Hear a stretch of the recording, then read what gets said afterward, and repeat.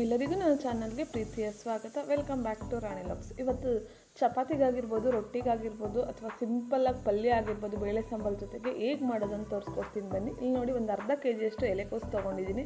ಇದನ್ನು ಸಣ್ಣದಾಗಿ ಕಟ್ ಮಾಡಿ ಇಟ್ಕೋಬೇಕು. ಇಲ್ಲೊಂದು ಬಾಣಲಿ ಇಟ್ಕೊಂಡಿದ್ದೀನಿ. ಬಾಣಲಿಗೆ ಸ್ವಲ್ಪ ಎಣ್ಣೆ ಹಾಕ್ತಾ ಇದ್ದೀನಿ. ನಿಮಗೆ ಕ್ವಾಂಟಿಟಿ 1 kg ಸ್ವಲ್ಪ ಜಾಸ್ತಿ ಹಾಕ್ಕೊಳ್ಳಿ. ಒಂದು ಅರ್ಧ ಕೆಜಿಯಷ್ಟು ತೊಗೊಂಡಿದ್ದೀನಿ, ಅದಕ್ಕೋಸ್ಕರ ಹಾಕ್ತಾಯಿದ್ದೀನಿ. ನೆಕ್ಸ್ಟ್ ಇದಕ್ಕೆ ಸ್ವಲ್ಪ ಕಡಲೆಬೇಳೆ, ಸ್ವಲ್ಪ ಸಾಸಿವೆ, ನಿಮ್ಗೆ ಬೇಕು ಅಂದರೆ ಉದ್ದಿನಬೇಳೆ ಎಲ್ಲ ಆ್ಯಡ್ ಮಾಡ್ಕೋಬೋದು, ಕರಿಬೇವು ಎಲ್ಲ ಆ್ಯಡ್ ಮಾಡ್ಕೋಬೋದು. ನಾನೇನು ಆ್ಯಡ್ ಮಾಡಿಲ್ಲ. ಇಲ್ಲಿ ಮತ್ತು ಒಂದು 4 ಹಸಿಮೆಣ್ಸಿಕಾಯಿ, ಒಂದು ಅರ್ಧ ಕೆಜಿಗೆ ಒಂದು 4 ಹಸಿಮೆಣ್ಸಿಕಾಯಿ ಹಾಕ್ಕೊಂಡು ನೀವು ಖಾರಕ್ಕೆ ಅನುಗುಣವಾಗಿ ಹಾಕ್ಕೊಳ್ಳಿ. ಇದೆಲ್ಲ ಚೆನ್ನಾಗಿ ಎಣ್ಣೆಯಲ್ಲೇ ಕಡಲೆಬೇಳೆ ಹಸಿಮೆಣ್ಸಿಕಾಯಿ ಚೆನ್ನಾಗಿ ಫ್ರೈ ಆಗಬೇಕು. ಫ್ರೈ ಆದಮೇಲೆ ಇಲ್ಲಿ ಈರುಳ್ಳಿ 2 ಈರುಳ್ಳಿನ ಸಣ್ಣದಾಗಿ ಹಚ್ಚಿಟ್ಕೊಂಡಿದ್ದೀನಿ, ಅದನ್ನು ಕೂಡ ಇದಕ್ಕೆ ಹಾಕ್ಕೊತಾ ಇದ್ದೀನಿ.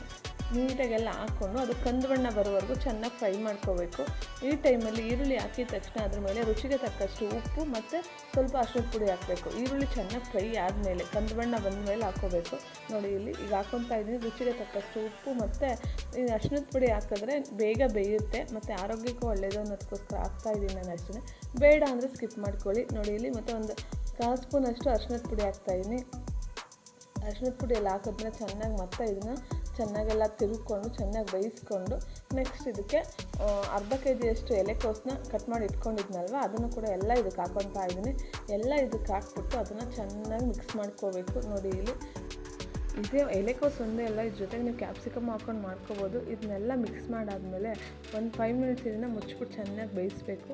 ಅಂದರೆ ಇದನ್ನು ಫಸ್ಟು ನೀಟಾಗಿ ಎಲ್ಲ ಮಿಕ್ಸ್ ಮಾಡ್ಕೋಬೇಕು. ಒಂದು ಕಡೆಯಿಂದ ನೀಟಾಗಿ ಮಿಕ್ಸ್ ಮಾಡಿಕೊಂಡ್ರೆ ಈ ಥರ ಆಗುತ್ತೆ. ಲಾಸ್ಟಲ್ಲಿ ಕಾಯಿ ತುರಿ ಹಾಕ್ಕೋಬೇಕು. ನಿಮಗೆ ಬೇಕು ಅಂದರೆ ಹಾಕ್ಕೊಳ್ಳಿ, ಕಾಯಿ ತುರಿ ಬೇಡ ಅಂದರೆ ಸ್ಕಿಪ್ ಮಾಡ್ಕೊಳ್ಳಿ. ಕಮ್ಮಿ ಪದಾರ್ಥದಲ್ಲಿ ಈ ಥರ ಪಲ್ಯ ಮಾಡಿದ್ರೆ ತುಂಬ ಚೆನ್ನಾಗಾಗುತ್ತೆ. ಒಂದ್ಸಲ ಟ್ರೈ ಮಾಡಿ. ಈ ಥರ ಮುಚ್ಚಿಬಿಟ್ಟು ಒಂದು 5 ಮಿನಿಟ್ಸ್ 3 ಇಂದ 5 ಮಿನಿಟ್ಸ್ ಬೇಯಿಸ್ಕೋಬೇಕು. ನೋಡಿ, ಬೇಯಿಸ್ಕೊಂಡ್ರೆ ಎಲ್ಲ ನೀರು ಬಿಡುತ್ತೆ. ಒಬ್ಬೊಬ್ಬರು ಇದನ್ನು ಸಪ್ರೇಟ್ ಬೇಯಿಸ್ಕೊಂಡ್ರೆ ಅದ್ರ ಅವಶ್ಯಕತೆಯೇ ಇರಲ್ಲ. ಈ ಟೈಮಲ್ಲಿ ಒಂದು ಕಪ್ಪಷ್ಟು, ಚಿಕ್ಕ ಕಪ್ಪಷ್ಟು ಕಾಯಿ ತುರಿ ಹಾಕ್ಕೊತಾ ಇದ್ದೀನಿ. ಕಾಯಿ ತುರಿ ಹಾಕ್ಕೊಂಡು ನೀಟಾಗಿ ಎಲ್ಲ ಮಿಕ್ಸ್ ಮಾಡ್ಕೋಬೇಕು. ಮಿಕ್ಸ್ ಮಾಡಿಕೊಂಡ್ರೆ ನಮಗೆ ಪಲ್ಯ ರೆಡಿ ಆಗುತ್ತೆ.